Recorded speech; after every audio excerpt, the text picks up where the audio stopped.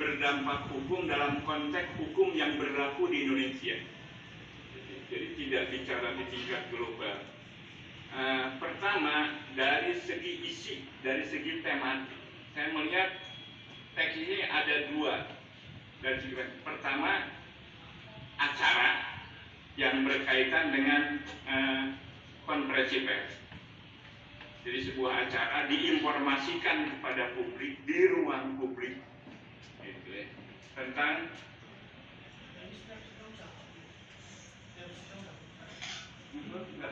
kan yang satu di Jakarta malah yang pidana itu. Ya, jadi apa acara yang dimaksudkan untuk publik yaitu press release. Yang kedua, dari segi isi, dari segi tematik ini berisi perkara. Perkara yang berkaitan dengan dugaan tindakan korupsi yang terjadi di sebuah lembaga yang disebut eksplisit di Kodim Tegal. Itu yang saya bisa katakan tentang isinya. Sementara penuturnya, pembuat postingan itu adalah seseorang yang punya otoritas untuk berbicara tentang tema itu, baik tentang korupsi maupun tentang acara konferensi pers. Jadi dia punya kewenangan karena dia adalah salah seorang pengurus bahkan ketua umum dari sebuah ormas yang bergerak dalam bidang pencegahan korupsi. Ditujukan kepada siapa? Ini ditujukan kepada publik, di ruang publik. Jadi ruang virtual Facebook itu karakteristiknya itu bukan ruang privat, tapi ruang publik. Sama dengan di ruang publik secara konvensional, seperti di media, ya, di televisi, segala macam. Nah, kita itu sekarang sudah bertambah ruang publik itu, yaitu di ruang virtual. Jadi harus, karena itu apa? Karena itu bisa diakses oleh siapapun.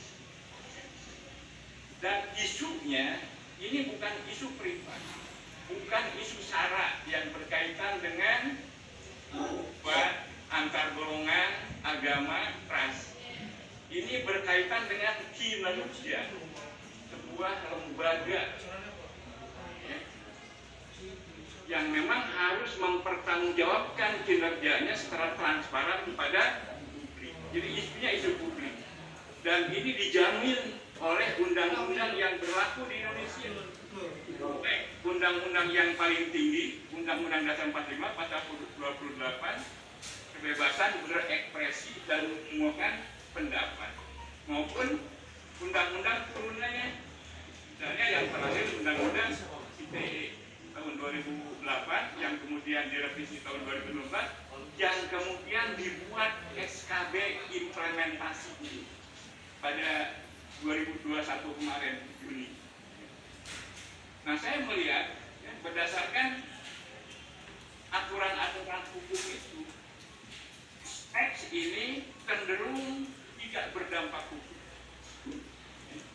Karena catatan saya itu disampaikan oleh orang yang punya otoritas yang bisa diminta pertanggungjawabannya tentang kebenaran sejarahnya, tentang kebenaran perkaranya. Dia bisa dipertanggungjawabkan apakah benar dugaan itu, sejauh mana dia sudah melakukan sesuatu yang berkaitan dengan dugaan itu, bisa diverifikasi, bisa diperiksa. Nah, jadi kalau itu benar, ya,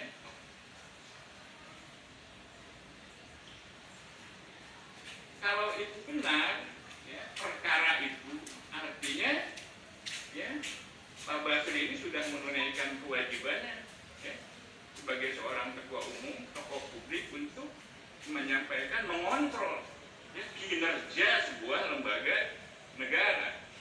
Dalam hal ini adalah Kodim. Kalau itu tidak benar, ya, secara hukum, ya, kalau ternyata perkara yang diposting itu tidak benar secara hukum dan harus terbukti, ya, ketidakbenarannya itu secara dalam proses administrasi maupun proses pengadilan, maka tuturan itu jadi berpotensi berdampak hukum karena mengandung unsur fitnah, mengandung unsur kebohongan. Ya, pasti ada pihak yang dirugikan, baik moral maupun material. Ya, sementara Undang-Undang ITE 2016 dan SKB implementasinya menyebutkan bahwa sebuah perkara yang berkaitan dengan ujaran kebencian, pencemaran nama baik, penghinaan, ketika berkaitan dengan sebuah perkara hukum harus ditunda dulu, harus diberikan kesempatan apakah perkara hukumnya itu sudah final, sudah inkrah, seperti itu. Jadi itulah pandangan saya, sehingga saya belum bisa memastikan sejauh mana sebetulnya ini berdampak hukum atau tidak. Hanya kemungkinannya dua tadi. Ya, tunggu saja ya hasil itu proses yang berlangsung, entah di mana, apakah ini berlangsung atau tidak. Tapi sejauh mana dampak-dampak yang terjadi dari tuturan ini, karena setiap tuturan sesederhana apapun, Bu Hakim yang saya hormati, itu akan berdampak. Dan nggak dampaknya kepada korban? Apa yang terjadi pada korban gara-gara dugaan ini? Apakah kejadian-kejadian yang berikutnya itu berkaitan tidak dengan kasus atau tidak? Ya, misalnya, apakah ini diproses tidak secara hukum oleh lembaganya? Gitu ya. Kita tunggu saja di sana. Nah, sehingga kebenaran ya, material dari tuturan yang diposting oleh Pak Basri juga terdaftar dalam itu bisa betul-betul teruji secara hukum. Nah, itulah linguistik forensik ya. Jadi linguistik forensik itu menyadarkan analisis hukum berdasarkan fakta penggunaan bahasa.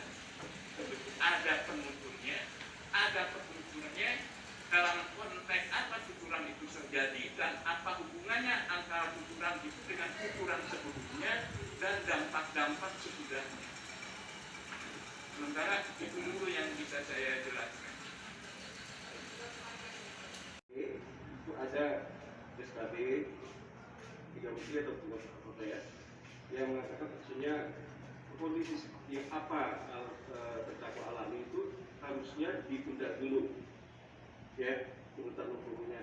Itu kalau bagaimana pandangan ahli kalau gitu, apakah ini juga sepertinya berselarasan dengan pasal 10 Undang-Undang Perlindungan Saksi ya, yaitu ayat 1 yang mengatakan saksi, korban, saksi pelaku dan atau pelapor tidak dapat dituntut secara hukum baik pidana maupun pidana atas kesaksian dan atau laporan yang akan sedang atau telah diberikannya. Saya quote, kecuali kesaksian atau laporan tersebut diberikan tidak baik.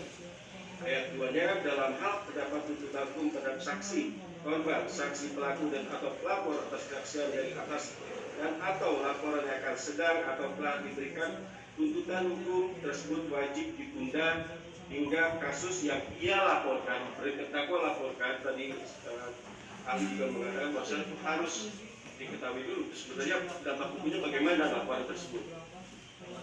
Dan telah diputus oleh pengadilan dan memperoleh kepada keputusan.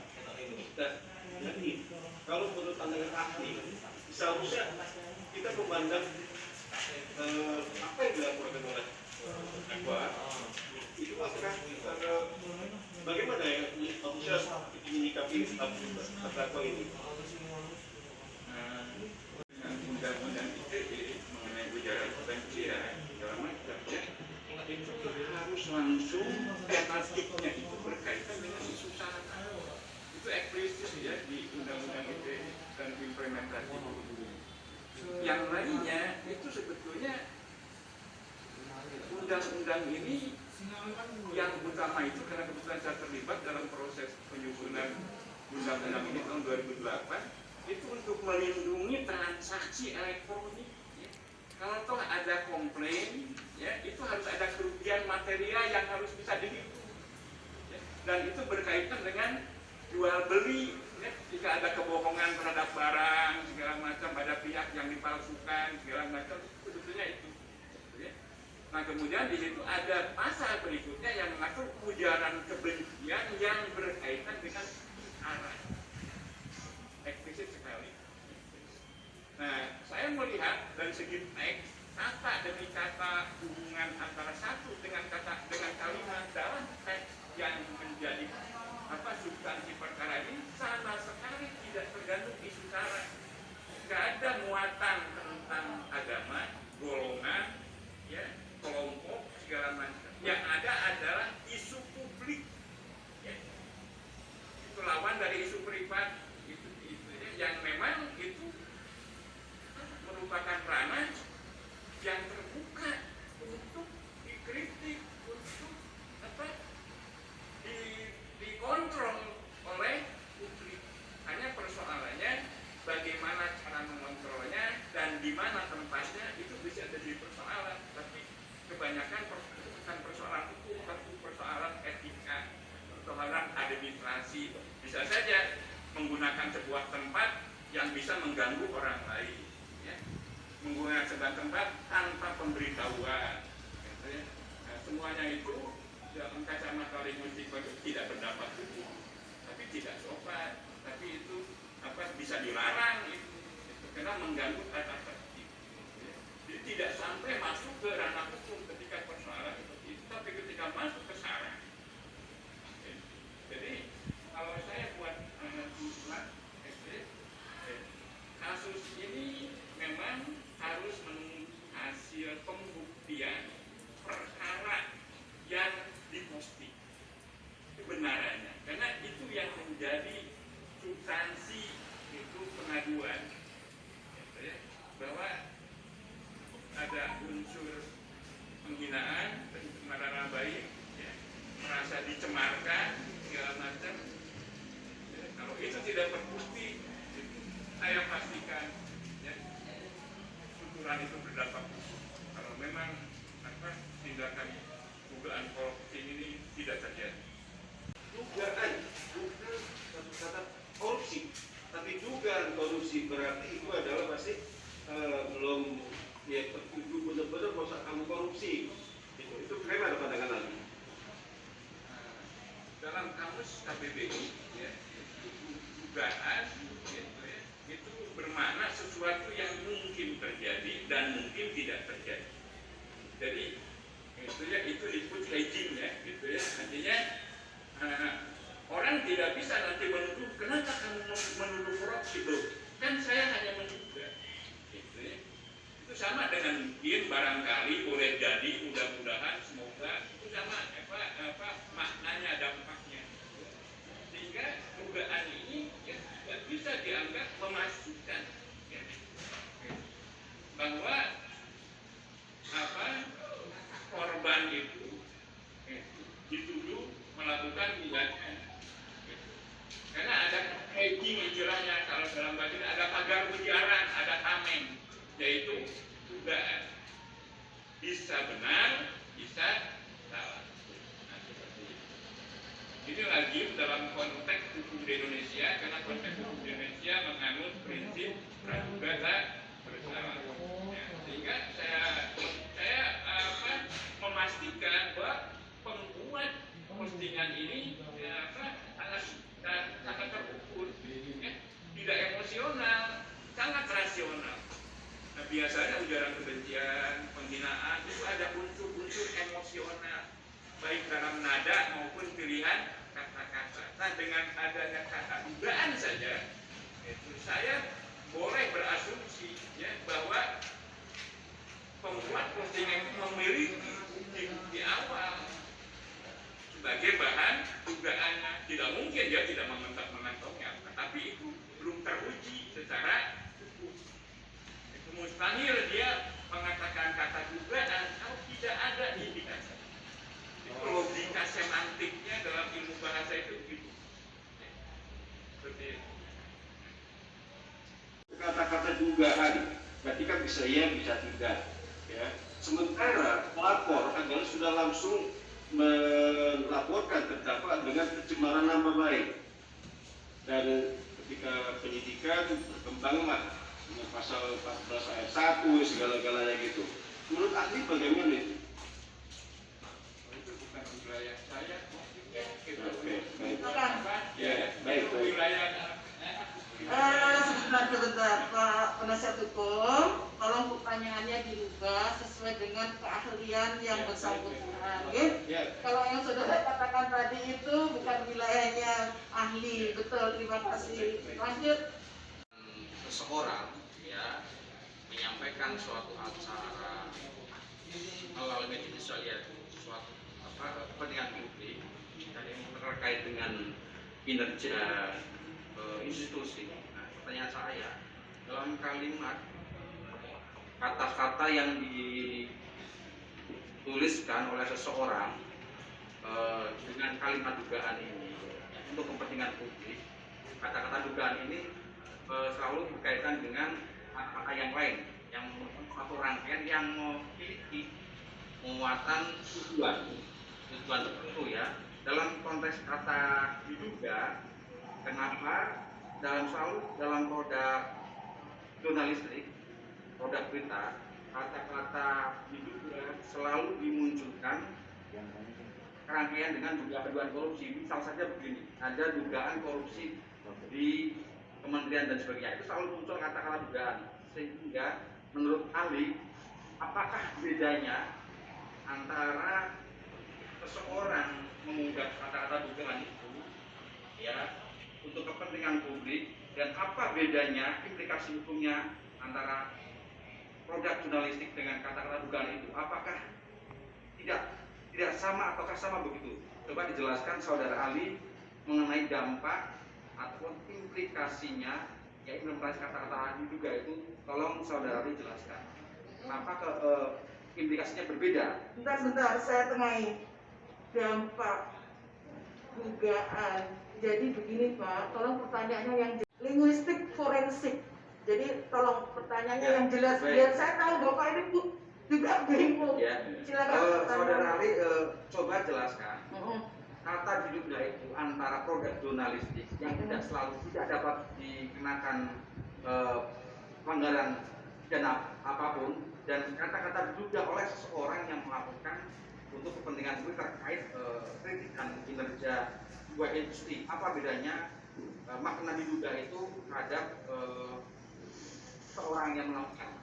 Ya. Bisa jawab Pak, monggo. Ya, jadi pada dasarnya saya jawab secara umum dulu bahwa siapapun ya yang tidak memiliki keyakinan terhadap apa yang akan diungkapkannya, ketika itu berkaitan dengan proposisi, artinya suatu perkataan yang bisa diukur benar salahnya, itu proposisi dalam istilah bahasa. Itu kalau dia merasa tidak yakin, itu kalau dia tidak emosional, rasional, akan menggunakan tameng. Kemungkinan itu salah. Salah satunya itulah dugaan, mungkin, barangkali, semoga, itu. Nah begitu pun, itu apalagi ini lembaga-lembaga opini publik seperti jurnalistik, media, itu sangat standar menggunakan. Hanya ketika masuk ke wilayah virtual, nah di situ terbagi ruang itu, ada ruang publik, ada ruang privat. Ya. Ruang publik di ruang virtual, karakteristik dan dampak hukumnya sama dengan di ruang konvensional, sama. Jadi ketika kita bicara langsung di ruang seperti ini dengan melalui postingan, ya, dampak hukumnya itu sama. Itu data primer, tidak bisa dianggap bahwa loh kan itu di internet tidak langsung, itu data sekunder, tidak gitu ya. Itu ada keputusan Mahkamah Agung ya bahwa data-data virtual itu merupakan data primer selama teruji keasliannya, karena bisa dimodifikasi. Jadi sama saja ya. Jadi apa yang dilakukan oleh terdakwa itu standar jurnalistik ya, yang berlaku di ruang konvensional. Untuk sebuah kasus yang belum final, yang masih dalam proses hukum, menggunakan hedging atau pagar ujaran diduga. Dan ketika ketika ada kata diduga itu tidak boleh ada dampak hukum, ada somasi istilahnya, ya, ada bantahan, ya, ada permohonan maaf prosedurnya, gitu ya. Makanya kasus-kasus seperti itu biasanya ketika media melakukan dugaan, kemudian ada bantahan dari pihak yang dirugikan, langsung minta somasi di tempat yang sama dengan panjang yang sama segala macam.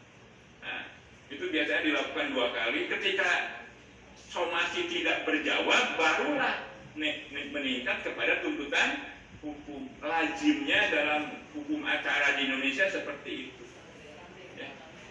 Saya pikir itu yang bisa saya ungkapkan. Masih ada 3 lagi penasihat hukumnya, masih ada? Ada yang mulia. Ya, silakan. Kalimat yang dirasa itu juga menyerang kehormatan seseorang atau pendapat seseorang, ya. Di sini adalah langsung dilaporkan oleh seseorang privat orang. Ya, untuk kepentingan privat kan. Sementara apa yang dilakukan seseorang dalam rangka untuk menyampaikan suatu acara kepada publik, apakah itu disebut suatu kata-kata yang sengaja merendahkan seseorang atau menghina seseorang sehingga memiliki dampak secara material. Nah, beberapa di komentar dan sebagainya pasti dalam postingan di publik itu beberapa komentar, ada yang yes, ada yang tertawa dan yang sebagainya. Apakah itu disebut secara langsung memiliki kerugian secara material bagi seseorang yang merasa direndahkan, dicemarkan, dan martabatnya seperti itu? Coba dijelaskan.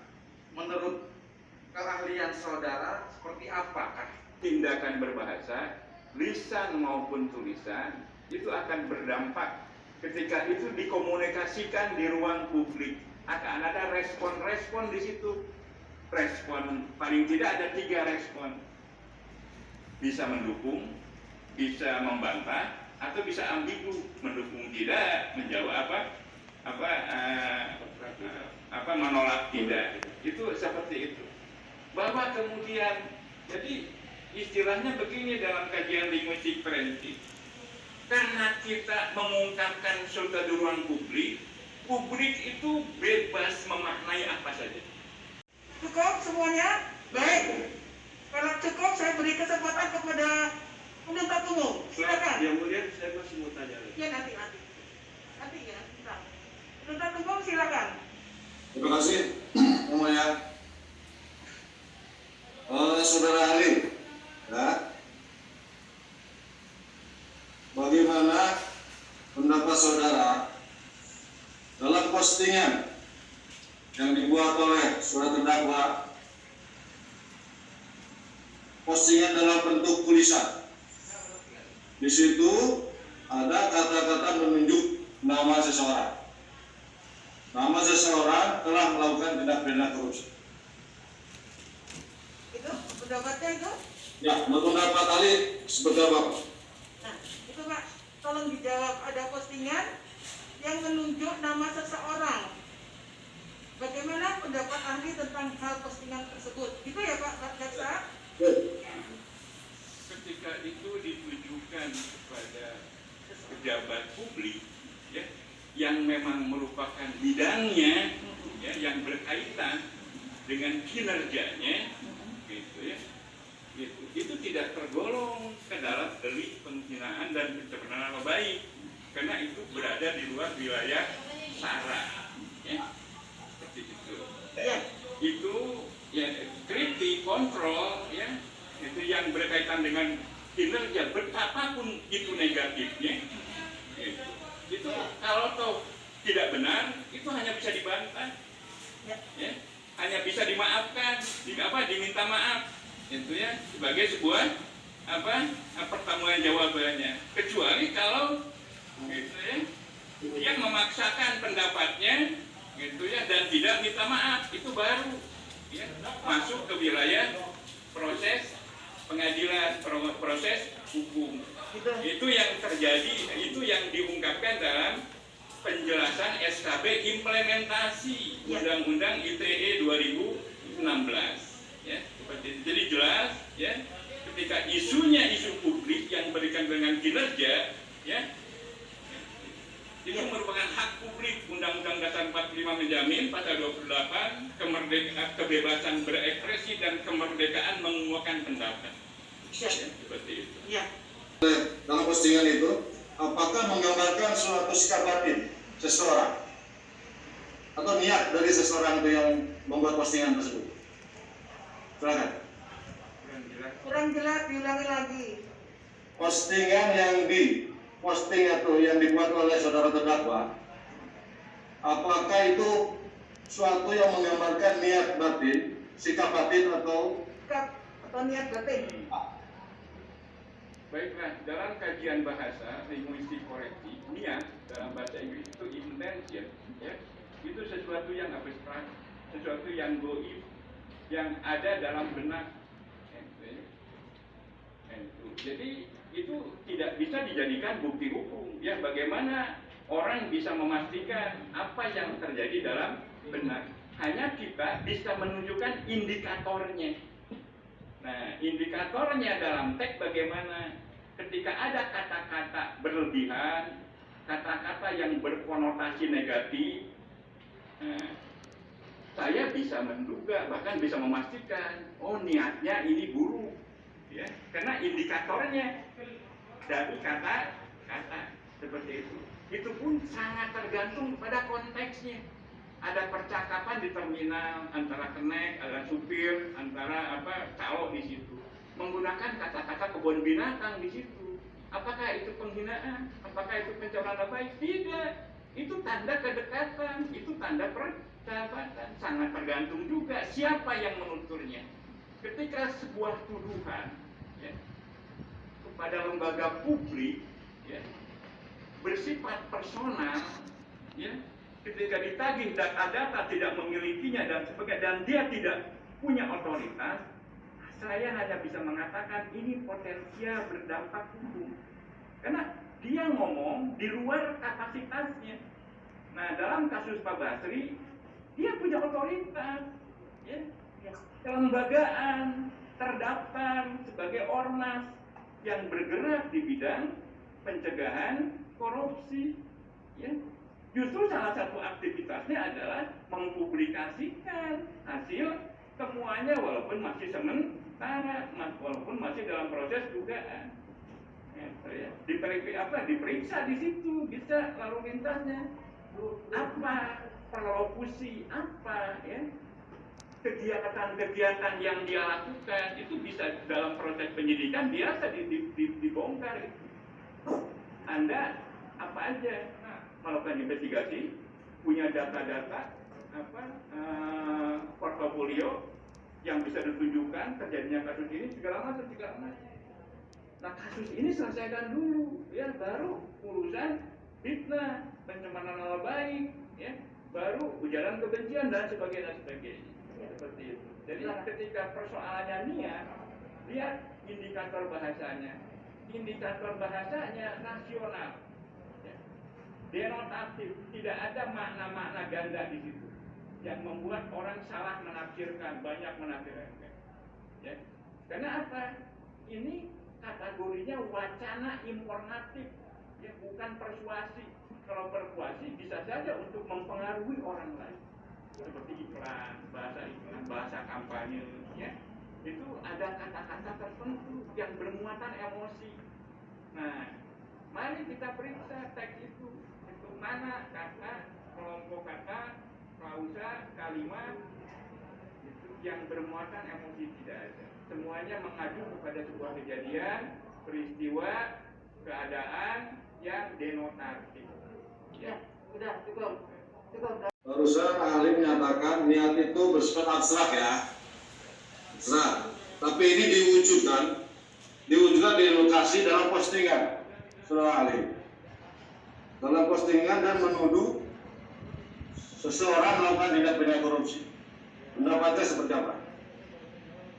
Nah, ketika niat menjadi sebuah tindakan, ya itulah yang beresiko. Orang mau niat apa saja ketika masih bergemuruh di dalam pikirannya, perasaannya, tidak ada persoalan, hanya dirinya dan Tuhan yang tahu.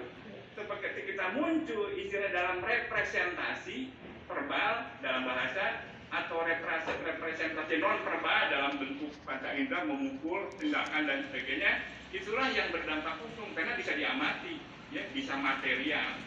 Nah, mari kita periksa, ya, di situ tidak ada tuduhan, di situ ada dugaan. Beda ya, tuduhan dengan dugaan. Kalau tuduhan pasti. Satu lagi mengenai keonaran, itu yang ditanyakan. Jangan pasalnya Pak, dia bukan ahli pidana. Monggo Pak. Keonaran dan kebohongan ya. Dan itu terjadi dalam konteks berita ya. Karena dalam pasal itu ada kata berita. Jadi berita yang diproduksi ya itu bohong. Artinya komponen berita itu ada 5W 1H ya. Apa yang terjadi, di mana, kapan, siapa ya dan sebagainya. Ketika salah satu komponen itu tidak benar atau beberapa komponen, maka itu berita bohong. Ya. Bohong ya. Kalau salah satunya tidak ada, bukan bohong, tidak lengkap. Beda ya, bohong dengan tidak lengkap. Karena ada berita yang sengaja unsur tertentu tidak dimunculkan, tidak berbohong. Karena tidak dikatakan. Bagaimana kita tahu bohong itu karena tidak sesuai dengan apa yang terjadi dalam bahasa itu. Ya. Jadi ketika seseorang membuat berita itu ada peristiwanya. Ya. Peristiwa itu kemudian ditulis menjadi berita. Tidak ada jaminan bahwa apa yang dituliskan itu benar persis seperti di bagian peristiwa. Itu sudut pandang jurnalistik. Karena wartawan lain bisa menulis berbeda terhadap sebuah kejadian. Itu ya. Nah, kemudian dampaknya keonaran. Gitu ya. Nah, dalam bahasa Indonesia bisa periksa di KBBI yang namanya onar itu adalah sebuah keadaan, ya. Gitu ya. Di mana sebuah peristiwa tutur berita, ya, tulisan atau omongan atau apa saja itu menimbulkan tindakan fisik, kerusuhan, ya. Ada pelemparan, ada kegaduhan dan sebagainya. Sehingga onar, dan itu harus bisa dibuktikan, ya. Sejauh mana itu terjadi keonaran. Misalnya demo, apakah itu keonaran? Enggak, ada demo yang tertib gitu, tapi ketika demo bakar-bakar, melempar-lempar kantor dan sebagainya, itu adalah keonaran. Nah, ketika ada sebuah berita diposting menimbulkan reaksi verbal lagi, itu bukan keonaran.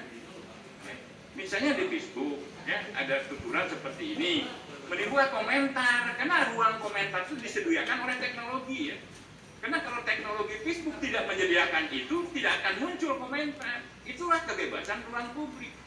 Gitu. Ketika muncul komentar, gitu ya, itu bukan keonaran. Kenapa yang muncul itu bukan tindakan non verbal, bukan tindakan fisik, tapi tindakan verbal lagi. Itu perdebatan, ya. Itu pertengkaran. Kan kalau kata-kata dengan kata-kata lagi bukan onar. Gitu ya. Oh, dia berdebat, dia berdiskusi. Gitu ya, interaktif jadinya. Nah, seperti itu.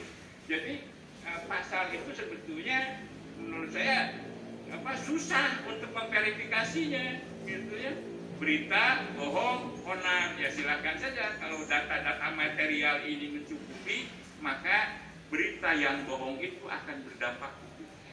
Tapi kalau tidak bisa memastikan sejauh mana keonaran itu terjadi, di mana, kapan, siapa yang berbuat onar, gitu ya, maka tuduhan itu sudah tidak relevan lagi. Nah, seperti itu, ya. Keonaran itu bagaimana pandangan ahli? Ya, pendapat ahli ya, pendapat ahli bagaimana?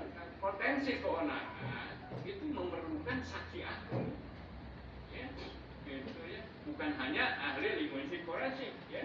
Salah satunya ahli linguistik itu saya bisa menunjukkan, oh ini dampak dari sebuah berita ini, ya, menimbulkan tindakan fisik seperti ini dalam ilmu linguistik, perlokusi. Misalkan saya bagi contoh nih ya, ini ibu hakim, dengan ini Prof Aceng divonis 1 tahun. Itu kata-kata saya, dampak dari ucapan itu saya masuk penjara. Itu adalah artinya benar apa yang dikatakan ibu ketua. Tapi kalau istri saya yang bicara dengan ini si ayah diponis 1 tahun, apakah saya masuk penjara? Tidak, karena nggak punya otoritas dia gitu menghukum saya masuk penjara. Gitu. Omongannya benar, mengucapkan tidak berbohong dia, tapi Anda tidak punya otoritas untuk ngomong gitu. Kekuatan apa-apa. Nah, sejauh mana sebuah berita bisa menimbulkan ini misteri. Karena pemicu keonaran tidak terbatas. Berita itu bisa ada salah satu pemicu. Ya, hanya bisa saat itu perlu diverifikasi. Artinya prosesnya tidak sederhana. Berbagai macam ahli, psikologi dan sebagainya. Oh ini memang dipicu keonaran ini oleh berita bohong ini.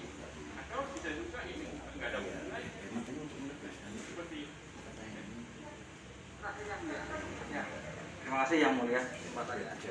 Sampai tadi simpulkan bahwa itu adalah dalam rangka denotatif ya, artinya sesuatu penyampaian ke ruang publik yang bersifat informatif terkait dengan kalimat rangkaian yang disusun oleh seseorang, di mana di situ tadi disebutkan memiliki unsur 5W1H, apa, di mana, bagaimana, dan sebagainya.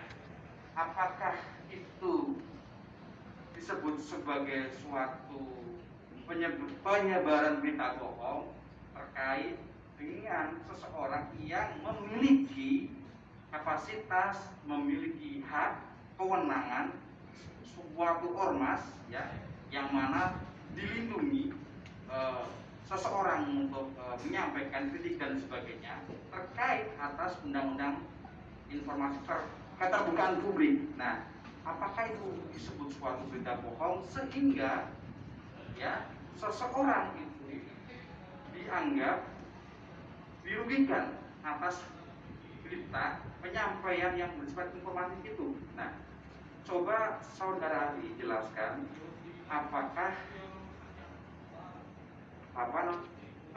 suatu perbuatan melawan hukum seseorang dengan menyampaikan narasi yang seperti itu kepada publik di ruang publik melalui media sosial. Mohon maaf, saya Apakah seseorang itu melakukan perbuatan melawan hukum sehingga atau menimbulkan kerugian material atas tindakan seseorang yang menyampaikan kritik maupun kinerja dengan kalimat kalimat di dalam suatu dakwaan intinya memiliki muatan unsur 5W1H.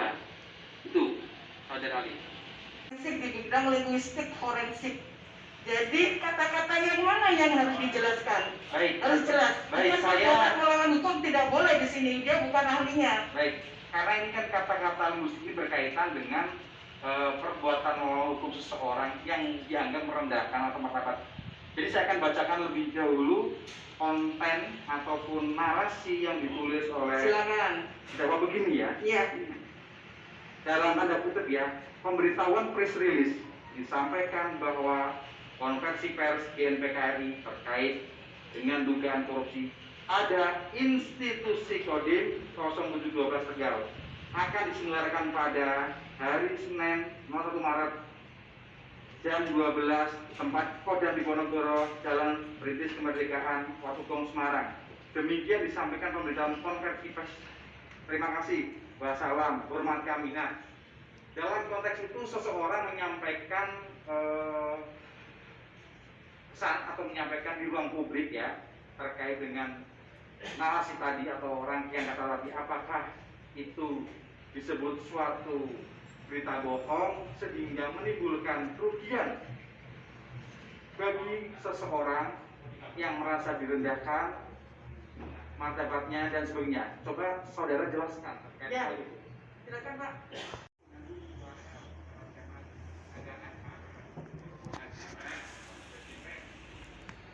Ada perkara, yaitu perkara dugaan kok. Tadi udah dijelaskan sih, Pak. Tapi ya nggak apa-apa lah. Ini tidak berdasar.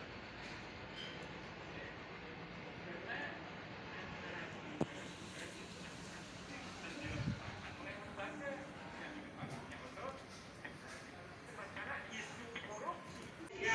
ada pengakuan sehingga disebutlah di situ Dugaan.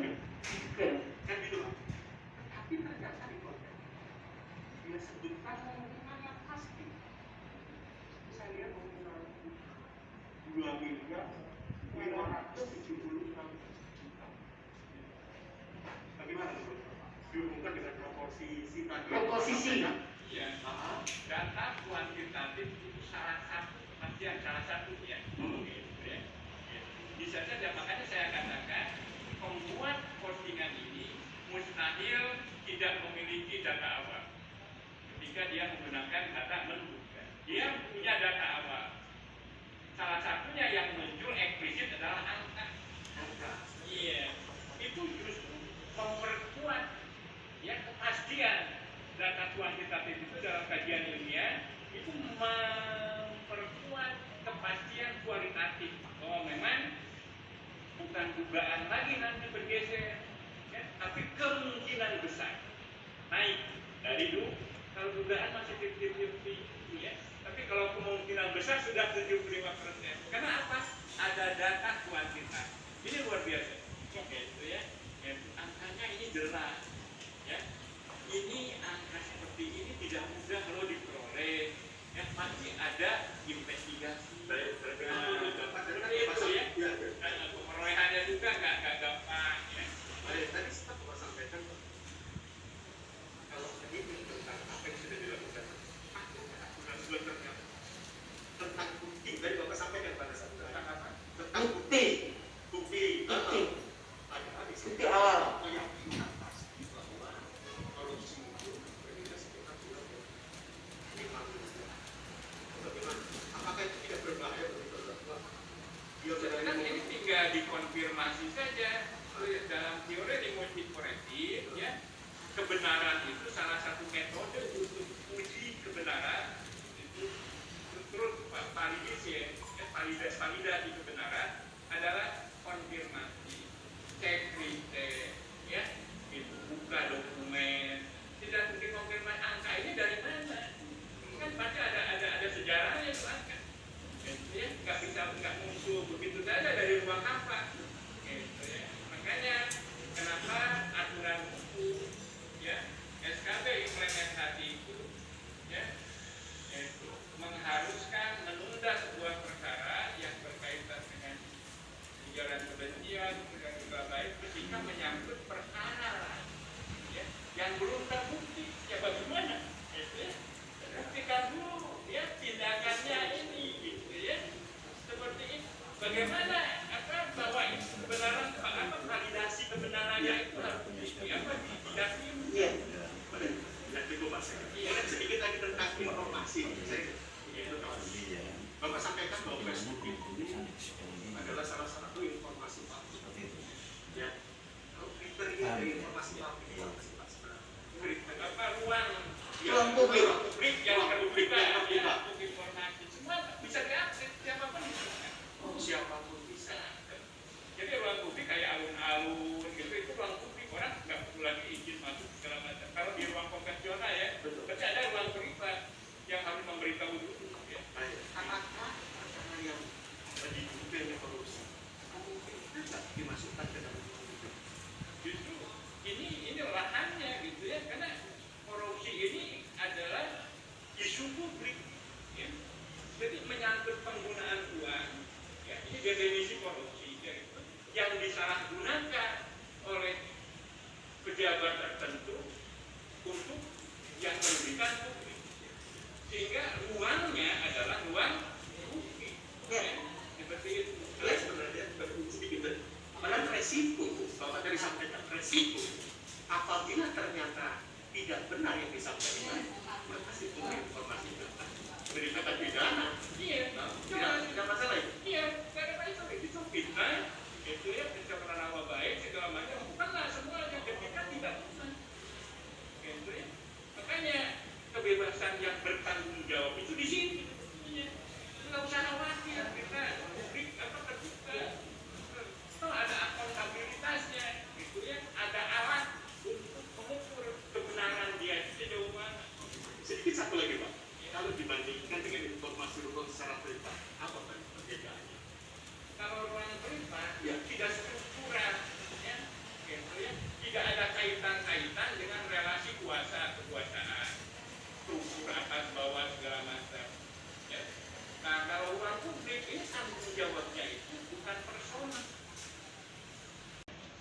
Kemudian kalau naik adalah kemungkinan besar jadi 75%. Cuma yang saya ingin mungkin tidak pas lah menurut saya, atau ingin saya koreksi kalimat dugaan tapi disertai dengan ada kata-kata 2 miliar. Memang secara kalimat dugaan 2 miliar, tapi kalau menurut saya itu sudah terjadi pergeseran antara dugaan menjadi tuduhan karena dia sudah menyebutkan data awal di situ. Jadi kalau menurut saya ini walaupun secara eksplisit terdakwa mengatakan dalam ujaran itu kata dugaan, tapi sebenarnya dalam niat terdakwa sendiri sudah ada tuduhan di situ. Bagaimana menurut saksi ahli?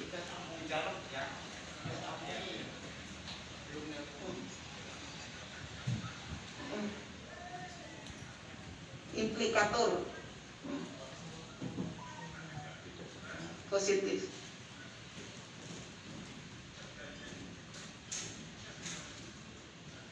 Kuantitatif.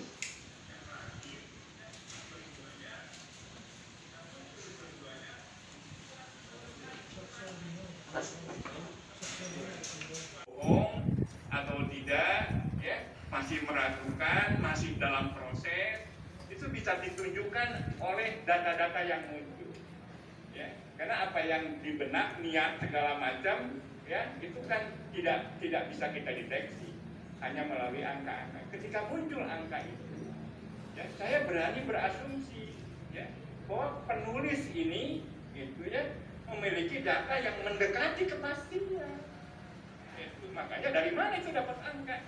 Kan bisa ditelusuri. Hanya itu ya, setiap kebenaran, uji kebenarannya ada beberapa metode dikonfirmasi, dicek, ya, itu. Dan silang data segala macam ada uji untuk kebenaran, bahkan pakai statistik, ya, begitu. Jadi ya silakan itu diproses. Hanya linguistik forensik hanya memberikan sejauh mana maksud dibalik tuturan itu. Ya sudah. Saya melihat maksud tuturan ini adalah menunaikan tugas publik mengontrol kinerja pemerintah, dan itu dijamin oleh undang-undang. Itu pendapat saudara ya, selaku ahli ya. Pendapat saya. Oleh karena itu perkara ini itu sudah tidak relevan lagi, ya. Karena apa? Terus kondisi kebenarannya belum final. Ya, itu pendapat saudara ya. Pendapat saya. Baik. Terima kasih. Harus dibuat final dulu, ya. Apakah itu benar atau salah? Ya.